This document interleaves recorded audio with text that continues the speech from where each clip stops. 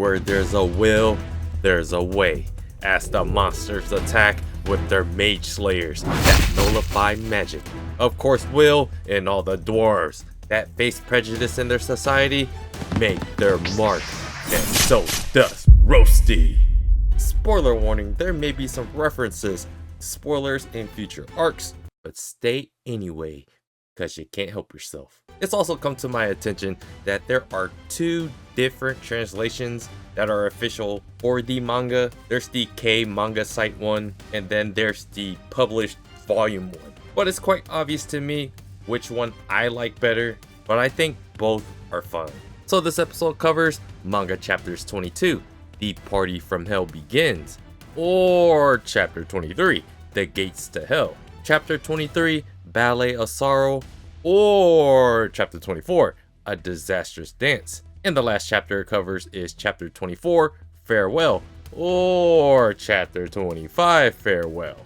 What are those? The same gate circle scene on the 11th floor, Dino Burrows. After Clary, or Crest Lewis in the Kodansha version, uses Caritos Gardinas, the Summon Guardians, one of humanity's strongest defenders, and Fire Faction's Raj uses Fried Rachel, a spell not used in the manga to obliterate all the Dino Burrows. If the Mage Slayer sword wasn't already a foreshadowing that magic might not be the best move onto these creatures, Raj gets even bolder and launches another attack, with another attack not used in the manga either, with Eltorius Gardenshing. Clary saw what most of us haven't just yet, that there will be brutal casualties. After all of our young future tower dwellers get amazed by the almighty powerful high mages of our guardian. But look at Raj, it's like no one's even thought about magic immunity. Logwell tries to be the good guy to help out the innocents, but Old King patronizes and calls him out for his blindness, a disgraced one that clearly let empathy get in the way of the true decision that would actually be best for the world. He forbids anyone from leaving the tower because letting the Great Barrier get breached would allow the celestial host to come through. Since the bad guys can't get the Magia vendors, look at all these NPCs. Who needs an adult man like Raj when there's a 14-year-old teenager we can rely on to save us from this nightmare? As she looks on in despair to try to save some kids and hits the magical immune monster with Illuminaris, but it was literally child's play. But where there's a will, there's a way. So that entire chapter was the opening of this episode, and the anime has adapted as close to the manga as possible, with a few added things like just the spells that they use. Which leads us into the chapter 23 or chapter 24 adaptation of Ballet of Sorrow, or A Disastrous Dance. Will has spent his whole life being slept on, besides the two girls, the guy that's into him, and work nurse Sensei. It's a backstory we are oh so familiar with, that people underestimate what you can do rather than what you can't. And you can't let that get to you, because we're gonna be a hero and get to the booty! Will's fake sideman comes to his aid, carrying Kiki to tell him to take out the ones with weapons because you know, magic immunity. A monster tries to get to him before he can get to Will, and so he pulls out his big stick to shoot Bubbles, Crystal Wreath. Will goes on ahead to slash up another monster, and Iris goes on to show us how amazing Will is, and that he could definitely beat the Mage Slayers. Except, there is only one of him, and many of them. Even Old King Aaron passes along humanity's hopes and dreams to this 14-year-old to relay the authority to mobilize the dwarves against these magic immune monsters that can only be defeated by Kling Clanks.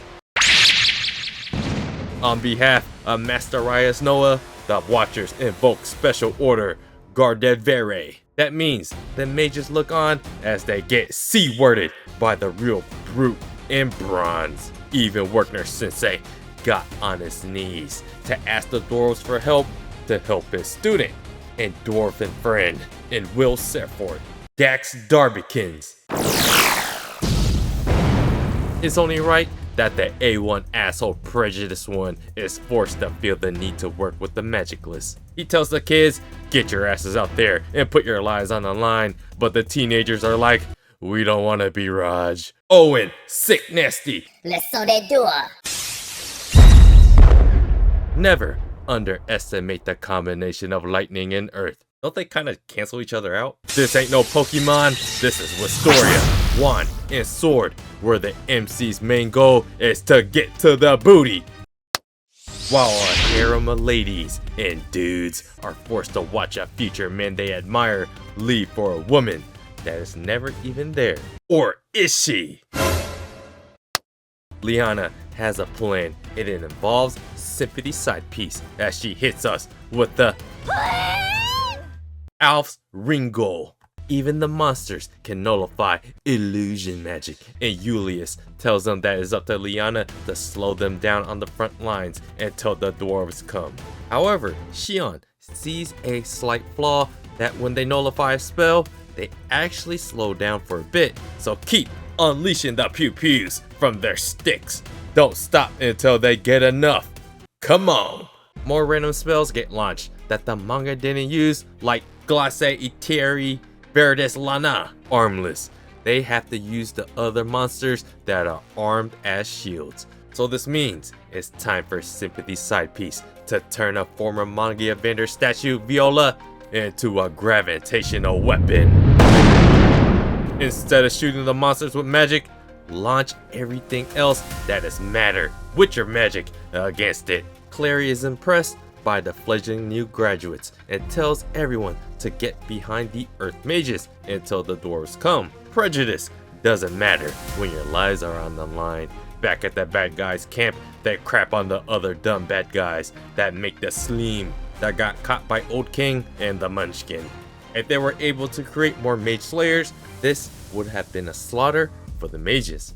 However, they got one more surprise up their sleeve, and the gate appears out of nowhere next to Will to deliver a gut punch.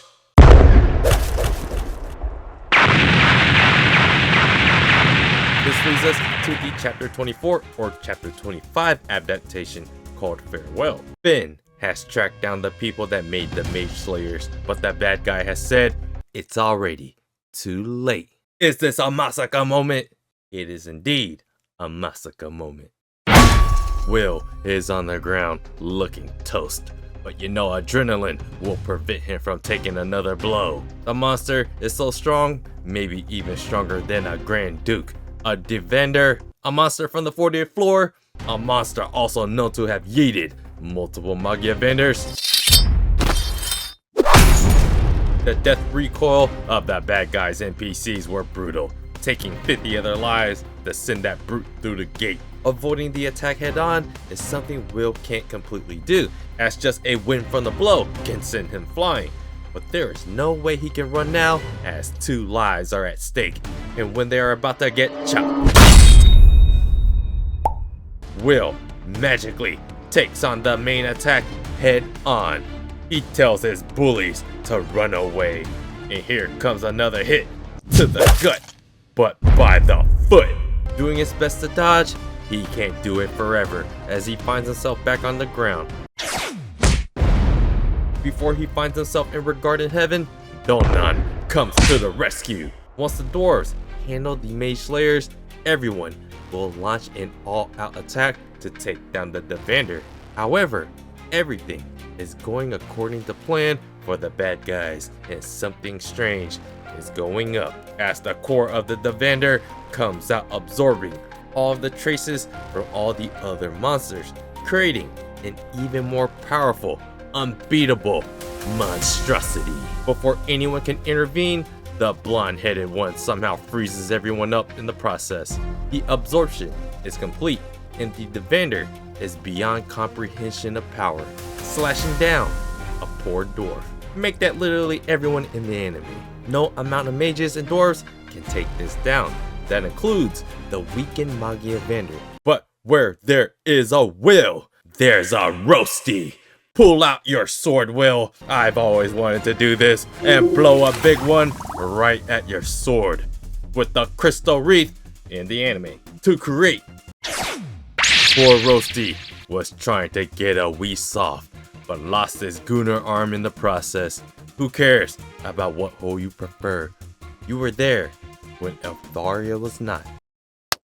Will attacks it in rage, but the Evander ultimately sends him flying off onto a skyscraper. While loud noises are exploding in the background, ROSTI tells Kiki to go to Colette and that he will protect his master because he's actually ambidextrous.